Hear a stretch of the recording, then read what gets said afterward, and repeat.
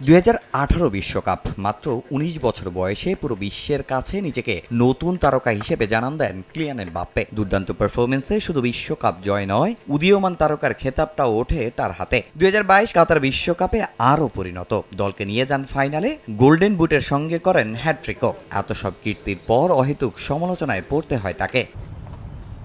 Mbappe মূলত সতীর্থদের সঙ্গে ভালো সম্পর্ক গড়ে তুলতে পারেন না বলে দাবি অনেকের। তবে এবারও তার নেতৃত্বেই বিশ্বকাপ মিশনে ফ্রান্স। লেস ব্লুজকে ধরা হচ্ছে আসরের ফেভারিট, কিন্তু প্রশ্ন এই তারকা কি পারবেন পুরো দলকে এক সুতায় গেঁথে রাখতে? এমবাপ্পেকে নিয়ে করা সমালোচনার এবার জবাব দিলেন পিএসজি তারকা উসমান দেমবেলে।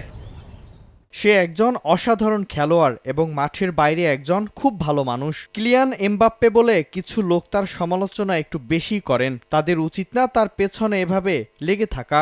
সেও একজন মানুষ এবং আমাদের ফ্রান্স দলের জন্য অনেক ভালো লিডার। বিশ্বকাপের এই আসর দিয়েই ফ্রান্সের কোচ হিসেবে দায়িত্ব শেষ হবে দিদিয়ের দেশামের। 14 বছরের কোচিং ক্যারিয়ারে একটা বিশ্বকাপ, একটা নেশনস লিগ, পুরো দলটাকেই বদলে দেন এই মাস্টারমাইন্ড। তাকে নিজেদের জন্য আশীর্বাদ হিসেবে দেখেন দেমবেলে, আর তার পরিবর্তে কোচ হিসেবে আলোচনায় থাকা জিদানকে নিয়েও আশাবাদী এই ফুটবলার। তিনি অন্যদের চেয়ে আলাদা, ফ্রান্সের একজন কিংবদন্তি কোচ হয়ে থাকবেন। আশা করি জিদানও একদিন ফ্রান্সের কোচ হবেন এবং বিশ্বাস করি তিনি আসলে খুব ভালো কাজ করবেন।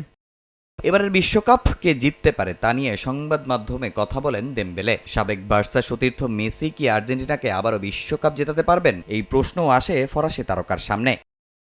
অবশ্যই সম্ভব, সব ট্রফি জেতার সামর্থ্য তিনি রাখেন। বার্সেলোনায় থাকার সময় নিজের চোখে দেখেছি তিনি কি করতে পারে। বয়স 4 বছর বেড়েছে ঠিকই, কিন্তু তাতে কিচ্ছু যায় আসে না।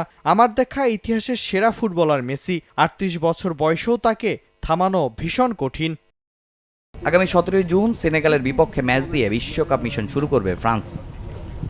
তামিম হোসেন, সময় সংবাদ।